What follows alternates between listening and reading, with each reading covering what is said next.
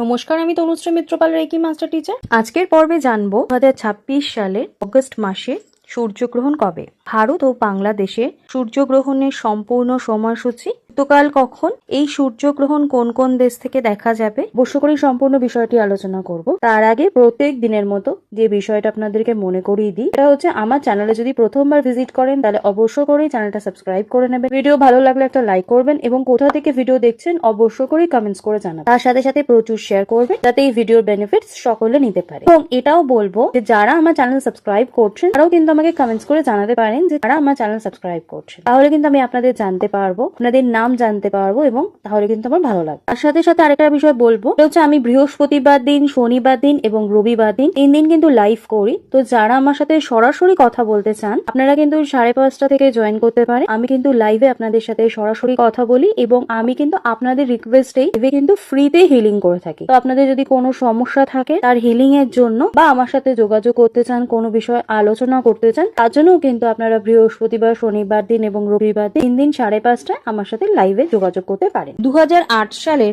শ্রাবণ মাসের 1 আগস্ট হয়েছিল সূর্যগ্রহণ। তার ঠিক 15 দিন পর 16ই আগস্ট হয়েছিল আংশিক চন্দ্রগ্রহণ। অর্থাৎ একই শ্রাবণ মাসে অমাবস্যা এবং পূর্ণিমাকে ঘিরে পরপর দুটি ধরনের গ্রহণ দেখা গিয়েছিল। 2026 সালেও এই একই রকমের বিন্যাস তৈরি হয়েছে। শ্রাবণ অমাবস্যার সূর্যগ্রহণ এবং শ্রাবণ পূর্ণিমায় চন্দ্রগ্রহণ। এই কারণেই ধর্মীয় বিশ্বাস ও ধর্মীয় দৃষ্টিভঙ্গি দিয়ে দেখা যায় শ্রাবণ মাসকে বিশেষ গুরুত্বপূর্ণ বলে মনে করা হয়। 2026 সালের প্রথম গুরুত্বপূর্ণ গ্রহণটি হবে 12ই আগস্ট, শ্রাবণ অমাবস্যা বা হরিয়ালি অমাবস্যার দিন। এটি একটি পূর্ণ সূর্যগ্রহণ। বিভিন্ন পঞ্জিকা অনুসারে গ্রহণের সময় ভারতীয় সময় অনুযায়ী রাতের দিকে পড়েছে। তবে গুরুত্বপূর্ণ বিষয় হলো এই সূর্যগ্রহণ ভারত থেকে দেখা যাবে না। ফলে ভারতে গ্রহণের দৃশ্য বা প্রত্যক্ষ করার সুযোগ থাকবে না। সূর্যগ্রহণ প্রধানত 3 ধরনের হয়। পূর্ণগ্রাস সূর্যগ্রহণ, চাঁদ সূর্যকে সম্পূর্ণরূপে ঢেকে দেয়। আংশিক সূর্যগ্রহণ, যে কেবল একটি অংশ ঢেকে যায়। আর বলয়গ্রাস সূর্যগ্রহণ, সূর্য চাঁদের চারপাশে একটি উজ্জ্বল বলয়ের মতো আবির্ভূত হয়। এবারে গ্রহণ বলয়গ্রাস সূর্যগ্রহণই। ধর্মীয় রীতিতে সাধারণত সূর্যগ্রহণের আগে 12 ঘন্টা আগে কাল হিসেবে ধরা হয়। তবে গ্রহণ কোনো নির্দিষ্ট অঞ্চল থেকে দৃশ্যমান না হলে এখানে সূতক পালন করবে কিনা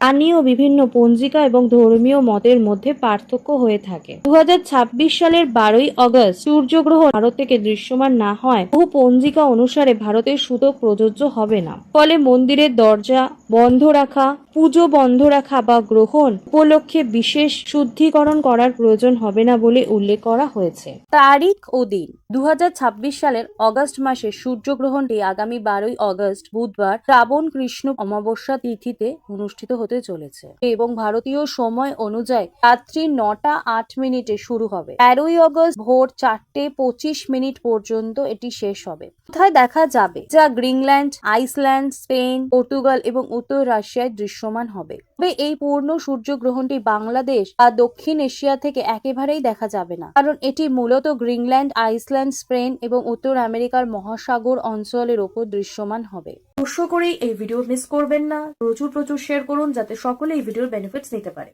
আজকে আমি আলোচনা এখানেই শেষ করলাম। সকলে সুস্থ থাকবেন, ভালো থাকবেন। নমস্কার।